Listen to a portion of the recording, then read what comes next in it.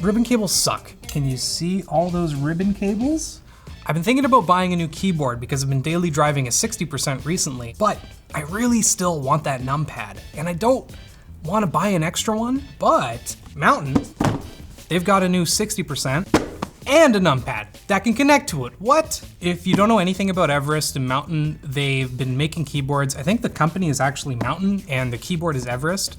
They've been making keyboards for, I think, 4 years or something now. I think this company started in like 2018. Basically, they've got these really cool modular keyboards where you can take a numpad and you can slot it into it. Because for any of those of you who don't know what a 60% keyboard is, it's basically a really small layout using 60% of a full keyboard. So you're missing stuff like your F row, you're missing your numpad, sometimes you're missing arrow keys depending on like the actual layout of everything. You've often got some smaller keys as well, like maybe your tab and enter are a little shorter than you're used to. And it looks something like this. So I've actually taken this one home a couple days early. I really wanted to open it up and take a look inside because Mountain is doing a few, or they're claiming to do a few things. Mostly they're targeting the more enthusiast market by adding silicone on the bottom and foam. Silicone is sound dampening, but it's also just for weight. And then the foam layer is mostly like a sound thing. It does make things feel a bit sturdier, but it mostly helps you absorb some sound and give you that like more thocky sound that you're looking for, or at least a lot of people are looking for. On top of making this new 60% board, they've also got their 3 switches that have come out. They've got a 45 linear, a 45 linear speed, which has a shorter travel distance, and then the one I took home, which is a 55 tactile, that I actually really like. I think that it's a little too heavy for me personally, even though 55 shouldn't be, to be honest. But it feels great when you actually just sit here and kind of randomly type on it. But my issue is, as soon as I took it home and I started actively like chatting with people or like playing games or whatever, it was just a little bit too much. They all come pre-lubed, which is great.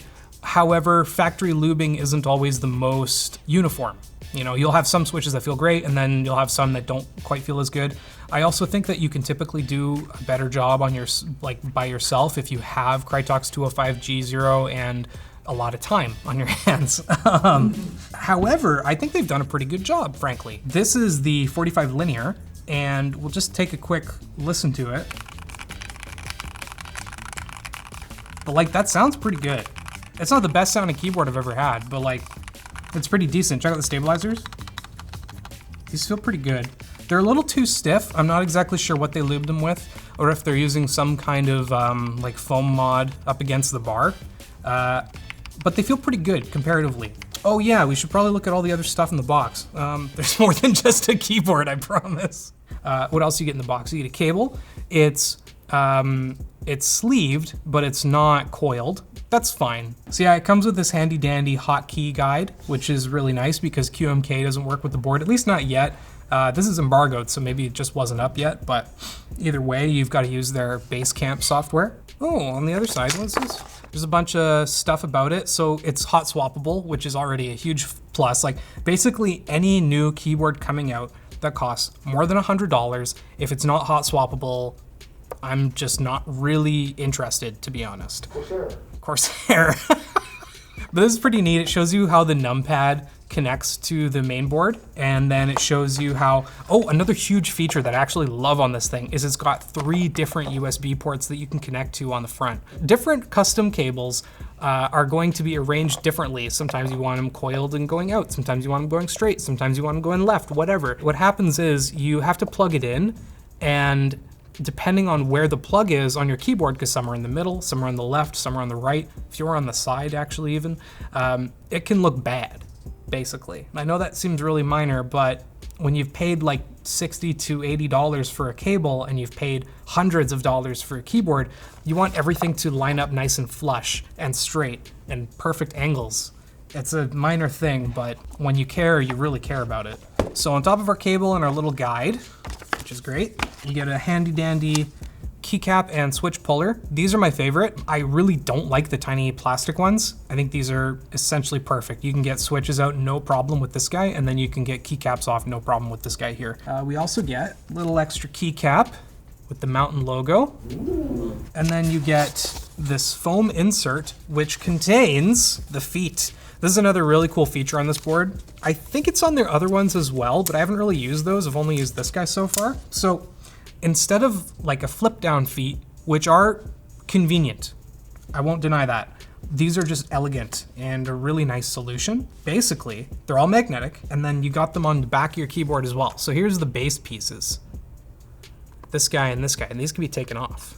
If you don't like the base angle that this is resting on, what you can do is you can take these little pucks and then you can stack them. And then you put the end cap on, and now it's taller. Yeah, that's much more comfortable, at least for me. So on top of these magnetic feet, which is a super cool design, we've got the connections. These are also magnetic for the USB-C ports, which fit our handy dandy numpad. So I actually didn't know this, but apparently a few people have been starting to do this modular design that you can like attach multiple things to the same board. And frankly, I love it. I'm pretty on board. So this actually confused me. I haven't used one of these before. And when I originally opened it up, I had no idea how you're supposed to connect it. Because I'm like, well, this doesn't go together at all. But if you flip it over, there's actually this really cool slider on the bottom. Yeah, there you go. It's a little stiff, but it pops out a USB-C connector and boom. Just like that, now you've got a TKL, kind of. TKLs typically have like your F-row and stuff, so it's still a 60% plus, really? I don't know what I'd call this thing actually, but I think I really like it actually. It's great. You can just, you know, use your numpad, and then when you don't like it, you take it off, slide that, pop this cover back on, put it away. So that's the other really nice thing, is that say you don't like it on this side for whatever reason, it works both ways. So now you can just slot it onto the other side too. Boom, now your numpad's over there. I really like this thing, but my one complaint actually does center around the numpad. Let's say you don't want to use it on either side. Let's say you want your keyboard here and then you want your numpad up here. That's kind of what I have right now at home. I've got my keyboard here, and then I've got my numpad up here, and then I've got my mouse right here, so that I can just go whatever, whatever, whatever. Oh, I need numbers right there, and then go back to my mouse. You can't do that with this thing. There's no front USB-C port, and I get it. You can just hook it up to this guy, that's fine, but it is a small minor complaint that I kind of wish they would resolve. Now that we've talked about some of the features, we should probably mention the actual quality of the keyboard itself. It's a little flexy. It's a brushed aluminum top plate, but aside from that, it's pretty much plastic. I'm pretty sure it's a polycarb plate underneath, and then there's also this like layer of RGB around the edge. So we talk a lot of time about like what's inside a keyboard, but we don't usually look inside them. Just honestly don't typically have enough time on short circuit, but I really wanted to take the time to do that with this one because these guys are claiming a bunch of like foam inserts. So for this guy, I've actually taken off all of the keycaps ahead of time, and all we really have to do are take out these, I think there's 8 little screws. To do that, we're gonna use our iFixit kit, who was happy enough to sponsor this video. iFixit makes it affordable to fix or upgrade your devices using their custom fix kits. Everything from iPhone screen replacement kits to MacBook battery kits. All kits include the parts, bits, and tools you'll need to do your repairs. iFixit even has repair guides with clear photos and instructions to prevent getting lost while deep in the repair. Check out our link down in the description to buy your iFixit kit today.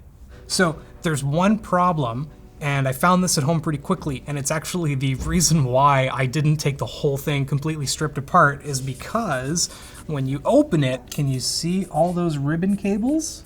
Typically you've got these tiny ribbon cables for daughter boards, so you'll often have the PCB up top, and then you'll have the USB-C connector on its own daughter board a lot of the time. Not every board, some PCBs have them soldered on, and that's fine.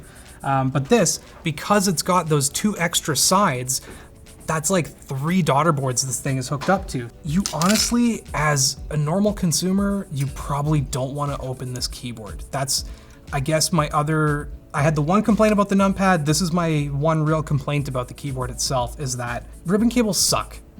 They're not that hard. You know, you get some tweezers, you unplug them, you plug them back in. It's not that big of a deal, but they're easy to break, and they are a bit of a pain in the ass to actually put them back in. So for the average person using this guy, I don't know if you're gonna wanna do much upgrading to the case itself. The switches, yeah, you should probably lube them, but other than that, I would leave it as is. So what we've got though is this really nice silicone on the bottom, and it's heavy stuff too. because silicone is super dense. And you end up with this like pretty nice kind of foam layer. I've put foam down here before, but like thick neoprene foam, not silicone. So this is actually my first time using silicone, and I think that it's done a fine job. My other kind of issue is that the foam that goes under the switches and under the PCB it's not the most expensive foam. It's not neoprene or even anything better than that. It's basically just like packing foam kind of. It's a little nicer than what you get in the box, but it's not stellar. So we cleaned up a little bit, and then I grabbed the keyboard that I took home the other night. And one thing we didn't really mention is that this comes with a ton of keycaps. Like, ugh. So they send all of these, and they're great. We're not gonna open every single box. We'll have like some visual on screen, but basically there's something like 5 or 6 different types, and then each of those you can get the B variant, which is the inverse. So instead of this like, turquoise with white, you can get white with turquoise. Pretty much everything for cherry cross stems will work on these guys, but these specifically from Mountain are PBT, double shot. You can see through them, the RGB shines through nicely. It's not like the best keycaps I've ever seen. Some of the stuff could be a little nicer, mostly the things with small holes in them, like the A and the B on like tab and caps lock and stuff. The light doesn't shine perfectly through that ring. Super minor detail, they feel fine, they look nice, and I actually really like them. And yeah, it's super simple. I love how quickly it just works. Like you just plug in the numpad and it just instantly lights up and starts working. It's awesome. So yeah, as you can see the double shot PBT, so you can see like right through, it shines through really nicely. You've got this whole diffusion layer around the outside as well. I'm a really big fan of that personally. It's taking forever to load. Don't know why. It let me go to the lighting effects and then it's just like, actually, hold on a second. We got some stuff to figure out. Maybe unplug it. No device connected, all right. It's like the software's running, but there's like a weird like loading circle. Whoa, look, it has a blue, whoa, the RGB effect change. Yeah, like it's trying to do stuff. Cool, so we actually really wanted to show you Basecamp, but the overall look of it looks great. I'm sure it does everything that you want it to. I can see all the effects and stuff. They're just kind of grayed out. You can make a bunch of profiles. The problem is we're getting this loading spinner icon, and I don't know why. It only happens once I go into like a submenu. This product isn't out yet. This is embargoed, so it's probably just in beta. It'll probably be updated. I'm sure at launch it'll work great. For us, for now, can't really try it all that much. Sorry. The overall price of this thing is pretty decent as well. I think it's $140 if you want just the keyboard with any of the switches, and then if you want the keyboard with your own keycap set from their selection, it's an extra $20. So $160 for a board plus keycaps. And then if you want to buy them separately, I think it's like $35 for the keycaps. And then, because you don't have to buy it with the numpad, you can then get the numpad for I think $40 or $50 after that as well. So it does add up to a little over $200 if you want to buy this full setup with a custom set of keycaps. But I think by itself, like this is a half decent 60% board. Like it's hot swap, it's got arrow keys on it still. You've got 3 different USB-C ports to choose from for where you want to plug your cable in, which is like, it's such a minor feature, but I can't get over how much I like it, because it's just nice. It'll fit both 5 and 3 pin switches, so don't worry too much about that. Should be basically compatible with whatever you want to put on this thing. I don't know if I would buy it simply because I'm not crazy about 60%. Full price, I personally wouldn't, but if you're looking to buy a new keyboard and you can't decide between 60% or TKL, but you're okay with like something kind of in between that, then this is actually a really solid option. So there you have it. That's the Mountain 60. It's pretty sweet. If you like this video, make sure to check out our other videos. If you want to see one where I didn't like the keyboard so much, maybe check out the Corsair K70. It's just kind of a little bit behind the times at this point. Not this guy though.